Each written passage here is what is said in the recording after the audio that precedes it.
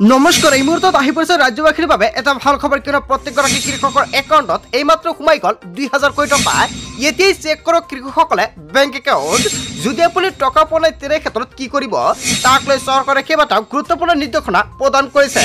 প্ৰতিজন কৃষকৰ বাবে এটা বেয়া খবৰ আহি পৰিছে কিয়নো বহুতো কৃষকৰ নাম কৰ্তন কৰা হৈছে পিএম কিষাণ তালিকাৰ পৰা এতিয়াই চেক কৰক তালিকাত আপোনাৰ নাম আছে না নাই যদি আপুনি টকা পোৱা নাই তেনে ক্ষেত্ৰত আপুনি দিব পাৰিব অভিযোগ কিয়নো কেন্দ্ৰীয় চৰকাৰৰ তৰফৰ পৰা দুটাকৈ টোল ফ্ৰী নম্বৰ মুকলি কৰা হৈছে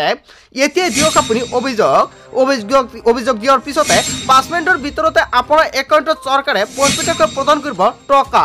প্ৰতিজন কৃষকৰ বাবে এটা ভাল খবৰ আহি পৰিলে যদি আপুনি 18 নম্বৰ কিস্তিৰ টকা পোৱা নাই তেনে ক্ষেত্ৰত 19 নম্বৰ কিস্তিৰ লগতে আপোনাৰ একাউণ্টত চৰকাৰে প্ৰদান কৰিব 4000 কোটি টকা এতিয়া চেক কৰক কৃষকসকলে একাউণ্ট যদি আপুনি টকা পোৱা নাই তেনে ক্ষেত্ৰত 2 বছৰ পিছতে লাখ লাখ কৃষকৰ একাউণ্টত চৰকাৰে প্ৰদান কৰিব পিএম কিষাণ আঁচনিৰ টকা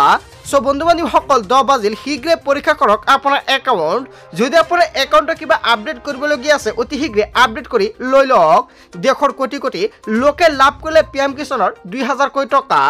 যদিহে আপুনি ধন লাভ কৰা নাই তেন্তে শীঘ্ৰে কৰক আপুনি অভিযোগ আপুনি কেনেকৈ কৰিব অভিযোগ প্ৰকাশ পালে হেল্পলাইন নম্বৰ অভিযোগ কৰক এতিয়া আপুনি 15526 নম্বৰত অথবা আন এটা নম্বৰ হৈছে 01124300606 নম্বৰ আৰু অভিযোগ কৰাৰ 5 মিনিটৰ ভিতৰতে লাভ কৰিব আপোনাৰ একাউণ্টত 2000 কোটি টকা